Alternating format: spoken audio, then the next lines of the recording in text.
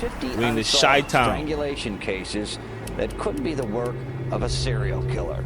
Dozens of women who were all strangled or asphyxiated. Their cases remain unsolved. A serial killer on the loose in Chicago. A lady by the name of Tamala Edwards was found in 2210 in a garbage can just like this in this alley 20 years ago.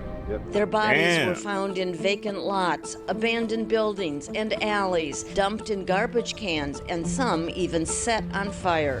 Why do you think they specifically targeted your mom? Have you ever been abducted? Yeah. He killed so many women, he don't know how many. Is there one of these killers that you think is doing the lion's share of the killing? Yes. How long bro been killing? In today's episode, we are investigating the infamous Chicago Strangler, a killer who some experts say has taken the lives of between 50 and 70 women over a nearly 2-decade period, making this person one of the most prolific serial killers in American history. The killer's MO seems to be this. He tends to hunt primarily black women, many of them who are sex workers, and he kills them by strangulation after he lures them into alleyways on the south and west sides of Chicago. The question right off the bat is this: why isn't this being discussed more? Because I'm guessing for many of you watching, this is your first time hearing of a guy who, to put it in perspective, may have killed 3 to 4 times more people than Jeffrey Dahmer. To properly it's not even my fault. The video just started. I don't know if y'all heard about the Long Island serial killer.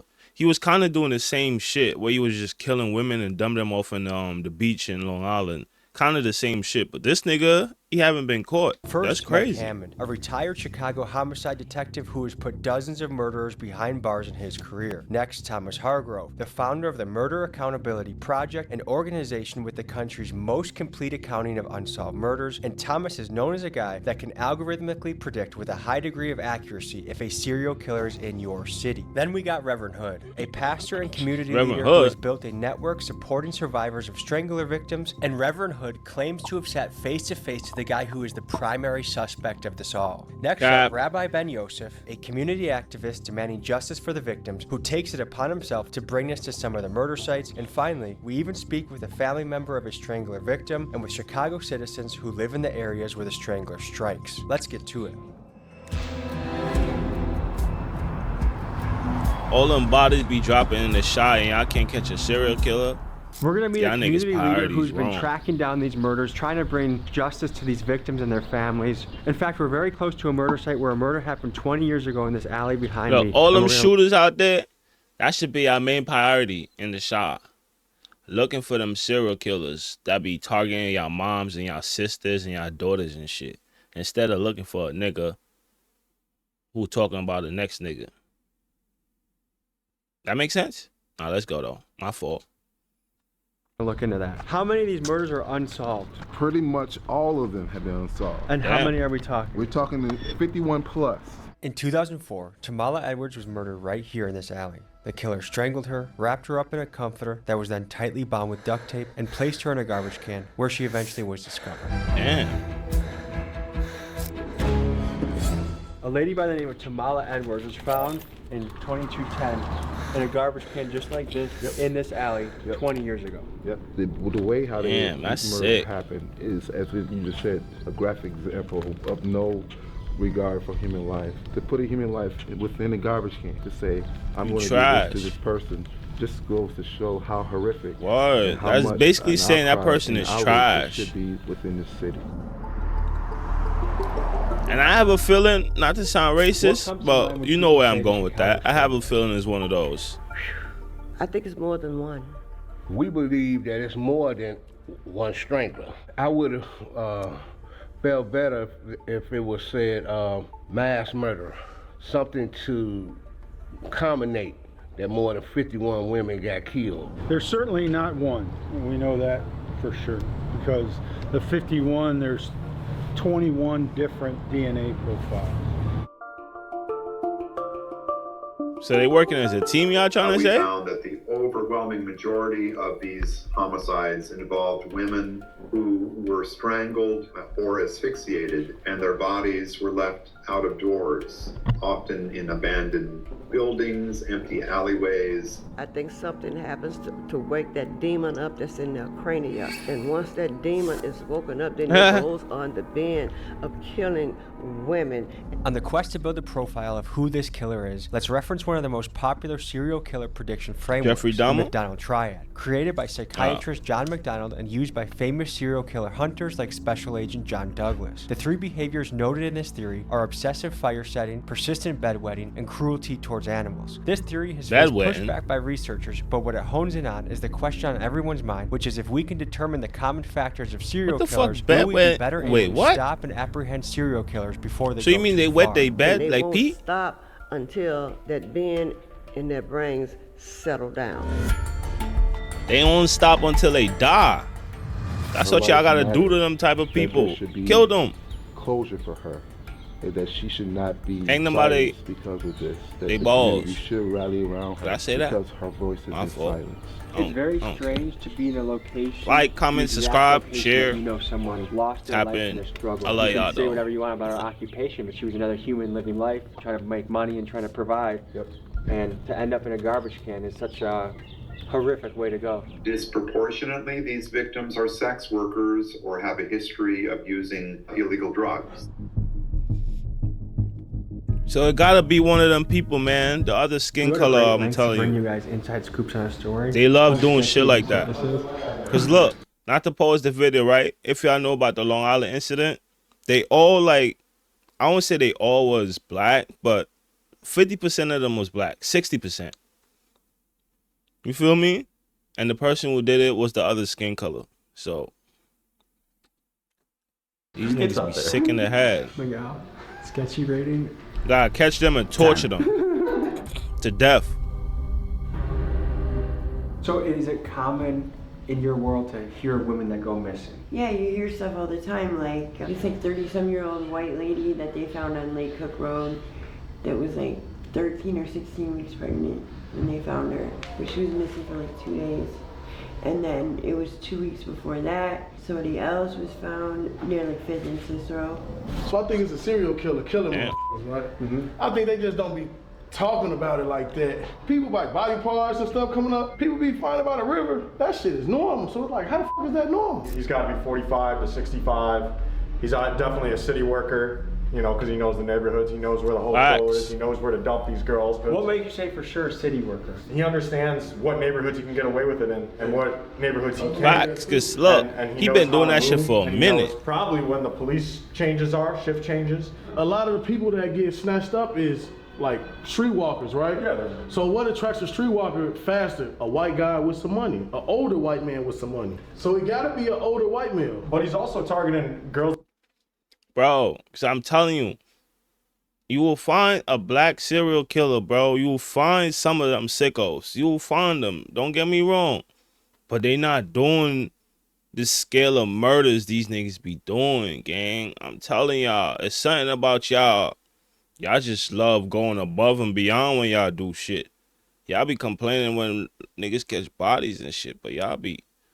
We do that shit for a cause. I ain't gonna say we. I ain't. Those are just hooked on shit out here. We asked a serial killer expert what he says. If you want to know the color of the killer, look at the color of the victim, and almost always it matches. Our most likely scenario is that there's something like 3 multiple nigga, a black nigga will kill. Look, a black nigga will kill a black girl, and that boy will go on the run.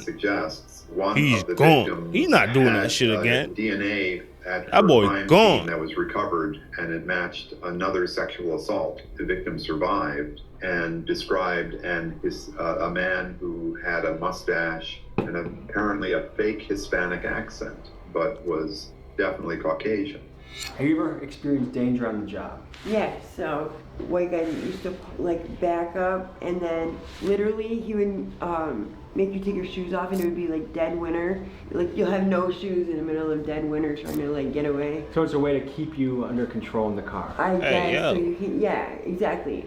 So most lately, look. thing that Some of y'all should have some common sense, but I don't care. In the back seat, and there's like the child safety lock will be on, so you can't get out. He's like, nah, that's happened to you no before? common sense Is that scary? Yeah. What do you do in that situation? It's like your heart sinks, like you just get that feeling. You're the highest risk profession for getting a serial killer. Right. What does that make you think? It's a risk, but sometimes people are like, don't feel like they have a choice. So. Bitch, you got a choice. The fuck? The fuck is you talking about? You don't have a choice. Bitch, you got a choice. You got a social.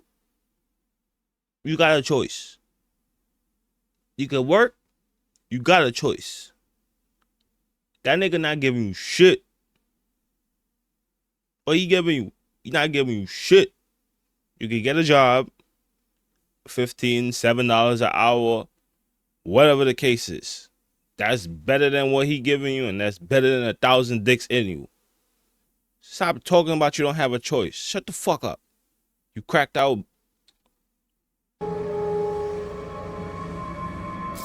Fuck. Just down the alley over there, Makalova Williams. Sell some juice. Was killed just down here. She was killed in 2004.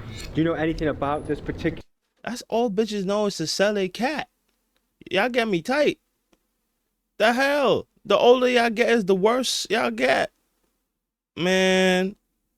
Killing or this particular victim? Yeah, I don't have a choice. Pretty sad story. She was in foster care. So you had to die. It's alleged. Then go work at McDonald's? Sexually abused in foster care. She would come back up here to Chicago, and then she's an 18-year-old on her own, and you know she starts in on the streets, you know. So many victims of sex trafficking, they left home. They were runaways who apparently thought that they had had enough.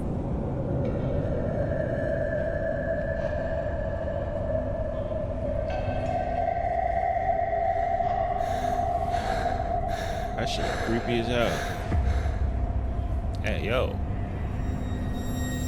So this was 20 years ago. Good video, Tommy. I thought that was real blood for a minute. Much cleaner than it was then. This door was open, and she was actually found in a bag, like a duffel bag, like a laundry bag. Almost impossible. You'd think looking at it, you get a body in there. Continue to fight for you and stand with you. And we'll do whatever I can to make sure your name is not forgotten. How do we bridge the gap that people want to work with police, people feel comfortable with police, police are more equipped to do their job? What do you guys think about some of those things? I don't think there's a disregard for activists such as myself to work with detectives.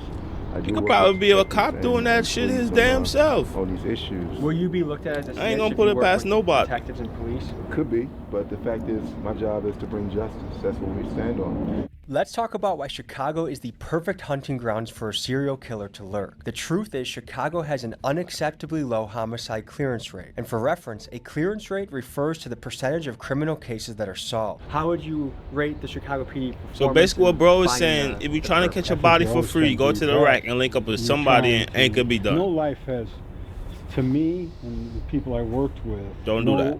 Life has more or less value than another because you're always talking to the victims' families, so you're trying to always do the best you can. Historically, Chicago's homicide solve rate has been concerning. In 2016, the city reported a clearance rate of just 21%, which is much lower than the national average of 60% at that time. In other words, 80% of the time, the murderer gets away. That is insane. The cycle keeps getting worse and worse. Worse, and it spans, and then we have another 20, 30 years in these cases.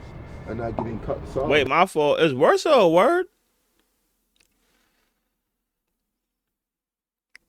I ain't gonna look it up, but this should just sound. I don't see the Chicago Police Department doing anything really proactive because policemen are just simply afraid that they're going to be prosecuted or thrown on a bus just for trying to do your job. 5,000 police investigations in Illinois are awaiting DNA test results. The backlog is huge, and today at a hearing, lawmakers demanded action on 50 unsolved strangulation cases that could be the work of a serial killer.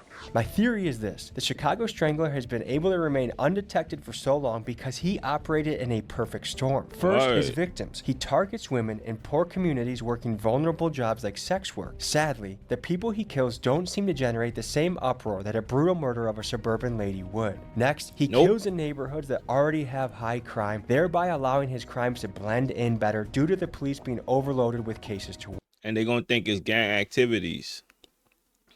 I think he's a cop. And finally, these neighborhoods are places where police trust is quite low, which leads to a general lack of collaboration of citizens willing to work with police and give them helpful information to help solve the crime. Partners, they've been doing that shit for years. Have you ever been abducted? Yeah. What was that like? What happened? So I guess there was like 3 brothers, and one of them kidnapped me and brought me back to like this house. I guess they were selling drugs out of it because they had like the windows boarded up and, you know, the thing on the door or whatever. And literally kept me there. I was there 3 days and just like the guy wouldn't leave, and I just had it like I couldn't leave. Like I'm sorry for pausing, but I'm calling cap. Cap. They were selling drugs. 3 guys. They had me there for 3 days. They won't let me leave. They were selling drugs. It was 3 guys. 1 guy took me. Cap. She's so drugged up, she don't even know what the fuck she's saying. Her ass probably was in there getting free blows and giving free blows. Getting free blows and giving free blows. One time, so he ended up leaving, and the door guy or person, whoever was working the spot, I literally just like threw the board and went flying. He started chasing me. There's like ice, middle of winter, no shoes, went flying down the alley. There was this car coming down the alley with this lady, and I'm like screaming like help me or whatever, and she just like kept going. They don't care, just leave the windows up. Like. So how you got away? Where I talked to family members of the victims. You know, this is potentially a very painful moment for a lot of these people. I hit a lying ass bitch. When my pop died, I didn't really confront the grief for a long time. I could tell when somebody lying. And I was challenged by a mentor of mine to journal about it, write it down. It was a very painful process, but it also was very healing. Revisiting the memories, and I think it was a big step in the recovery process of losing somebody. So I'm honored that they're telling us their story, because a lot of news outlets have reached out to them and they're talking to us. So I appreciate that. We're gonna go and visit them. all y'all niggas going out there and kill females, man, I wish death upon y'all. Leave them females out of y'all shit, bro. I keep saying this shit over and over. From the homicide detective input thing, but the impact of the families, as Mike knows, he tells you know, and he's taking it to a whole nother level. But all detectives know we have to make those phone calls at 3 o'clock in the morning, and God bless you if you never had to make those calls or face-to-face, not even say calls, really face-to-face meetings for the most part and stuff, where you have to, you know, give this a guy with a mustache now. That's probably like one of the hardest parts of the job. Can you imagine this young lady, how her life trajectory has changed, you know, not having her mother here since she was 9 years old. Damn. RP your mama, man. Losing your mama, bro. Well, my mother meant the world to me. I love and I really miss my mom.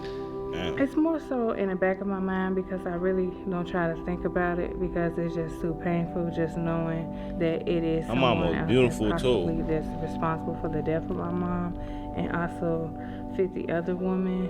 I want her to be remembered as a loving, caring, free spirit, very fun to be around person. Girl, don't make me cry. I'm soft. Chill. Specifically targeted your mom?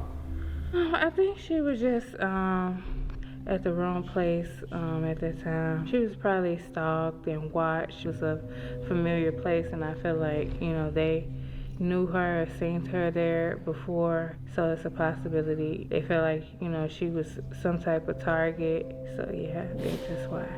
What are the consistencies among the victims that the Chicago Strangler is known for? Definitely strangulation.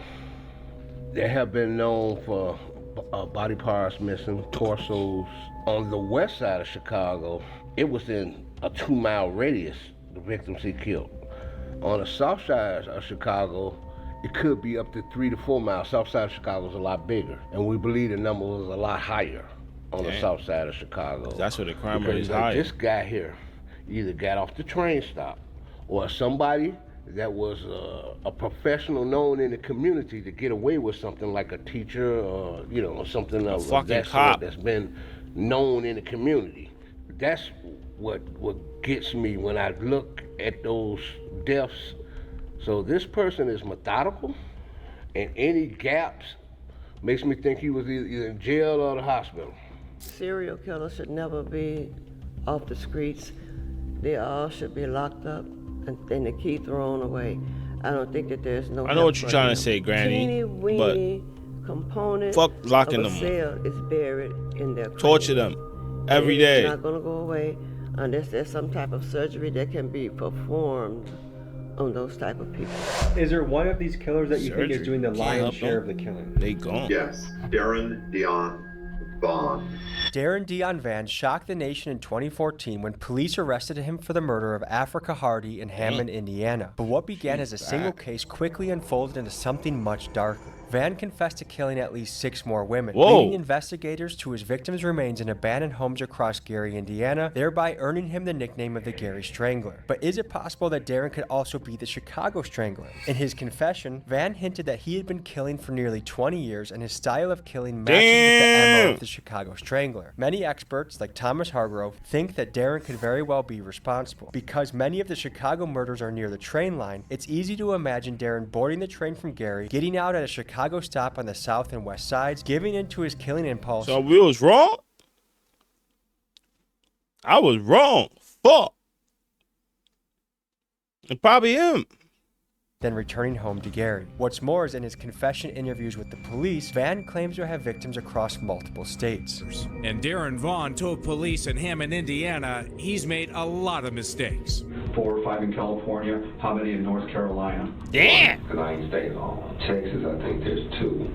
At least 2 in Milwaukee. And there's 3 in Minnesota. I'll say about 7 in Detroit. How many in Chicago? What the? Chicago is a lot.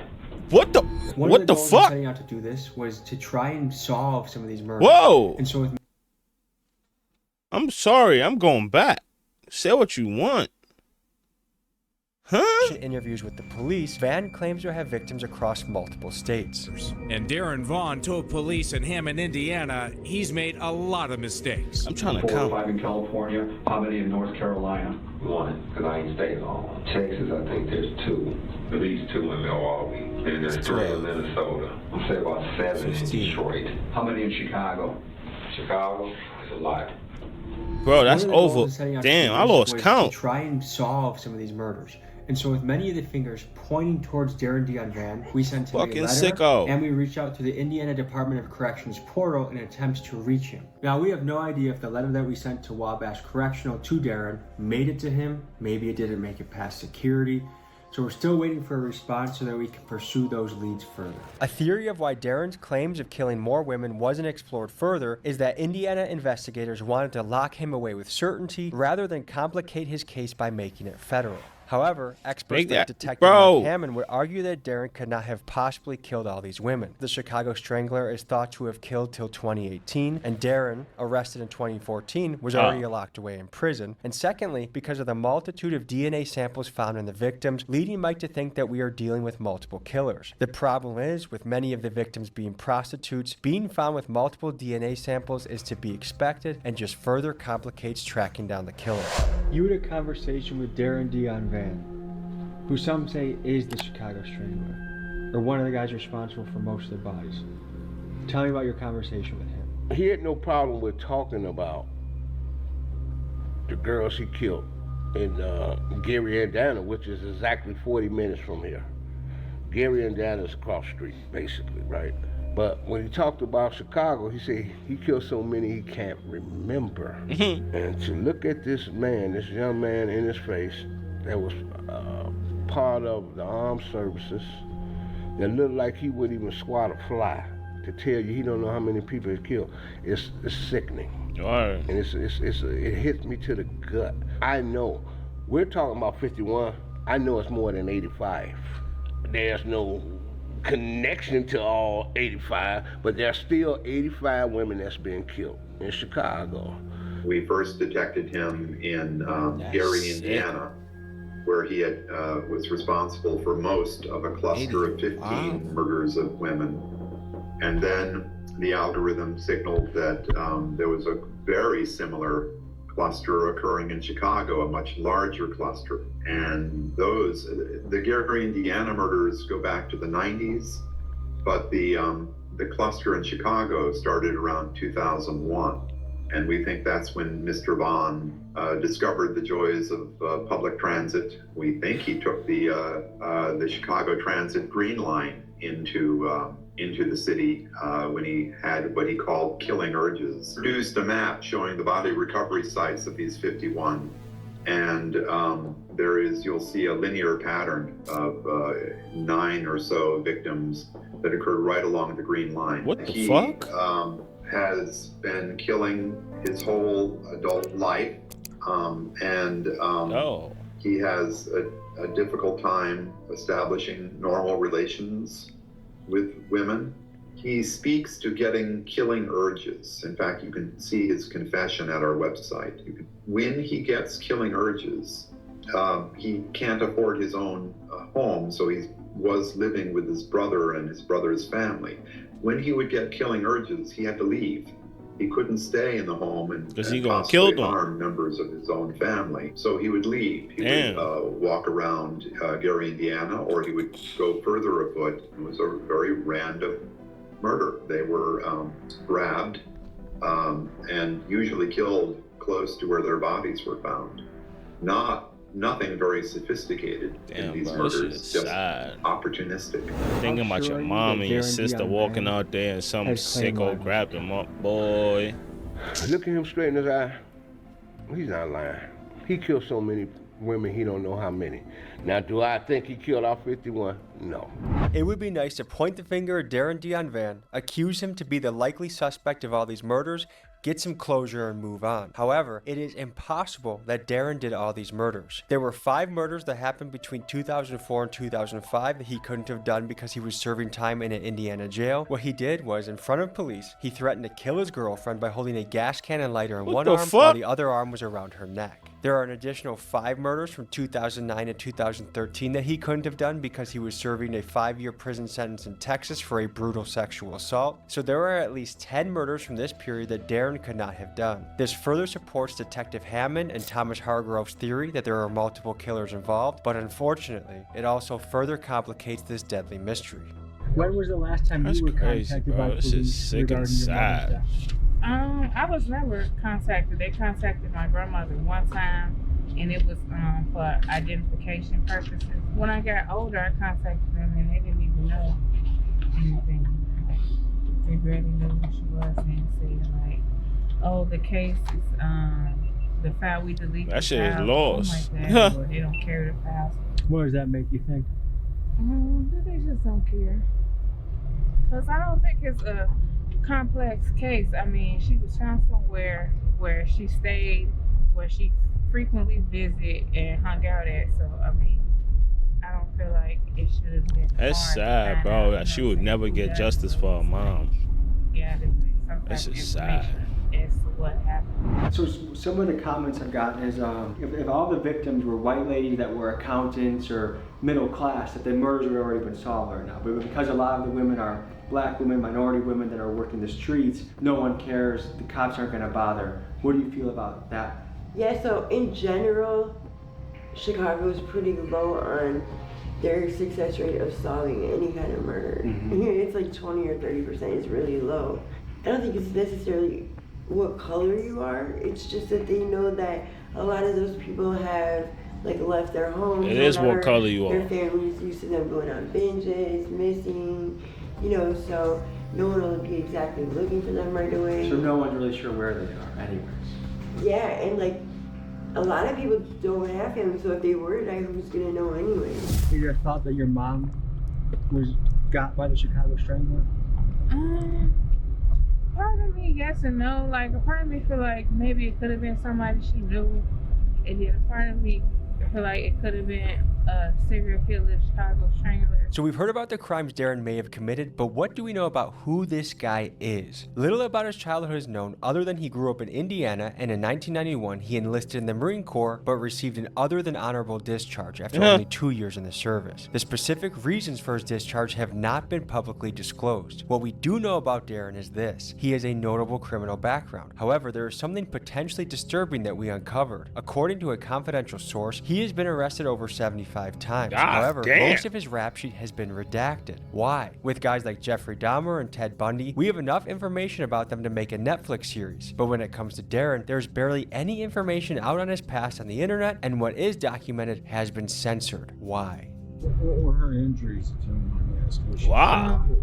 Because he was in the military? And just beat up real bad to the point where it damaged her brain severely. She was on life support for 2 years before my grandfather decided to pull the plug. I can't imagine what that's like going into a room with a family member that you love. They're disfigured, they're beaten up, and having to... Oh, it's sad.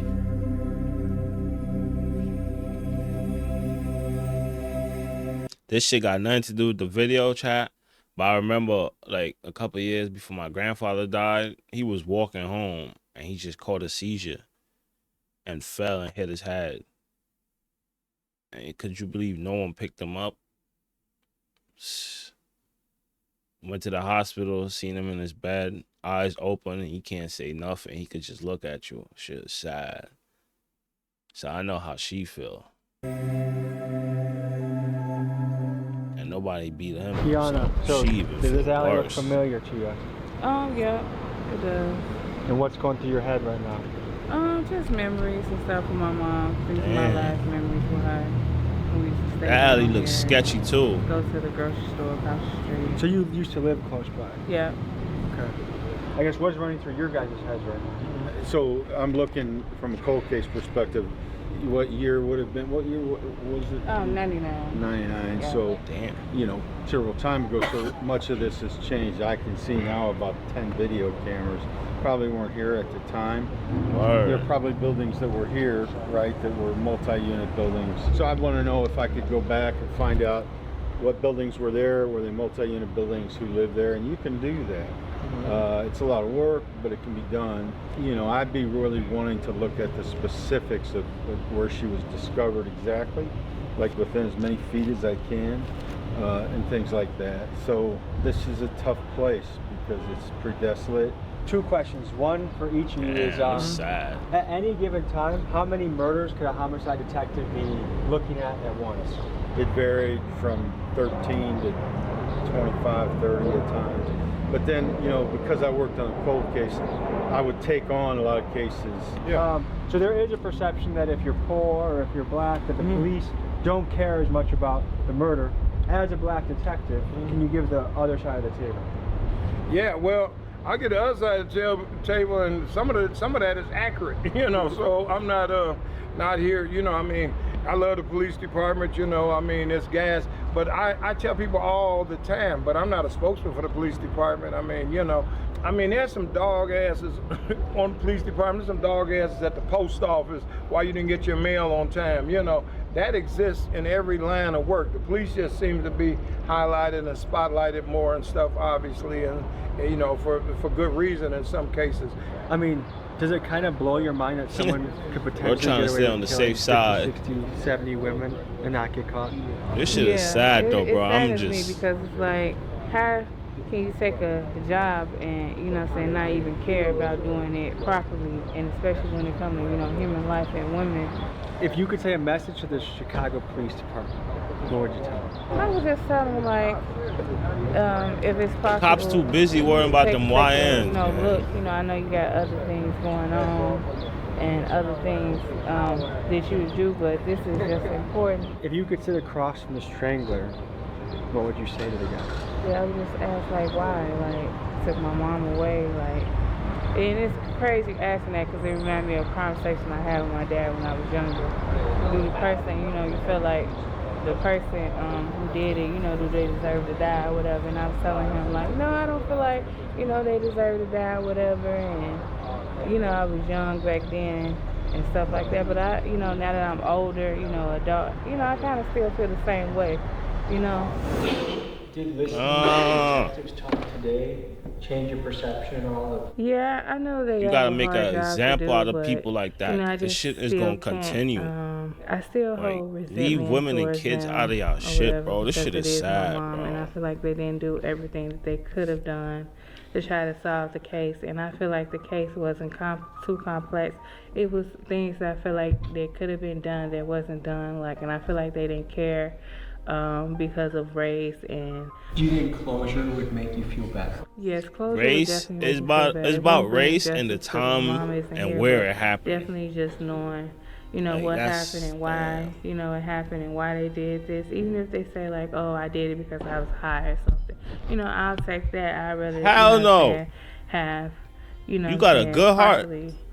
Something on the plate than nothing at all, Folks, the reality is there are still many cases, upwards of 50 to 70 women, that have not been solved. And our goal is to bring some closure to these cases. So if you have any connections to the Indiana Yo, Tommy, that's a Department tough of shirt. I need that, or please. Speaking to Darren Dion, Please. or know anything about these murders that might help solve them, please reach out to me at TommyGMeeking123@gmail.com, because our goal is to help these cases become solved. And perhaps with you, the audience, we can crowdsource this happening. So email me, reach out if you have any leads. Thank you for joining me on this episode, and see you next week. Hey, shout out to my boy Tommy G. McGee, man. Yo, YouTube, we out of here.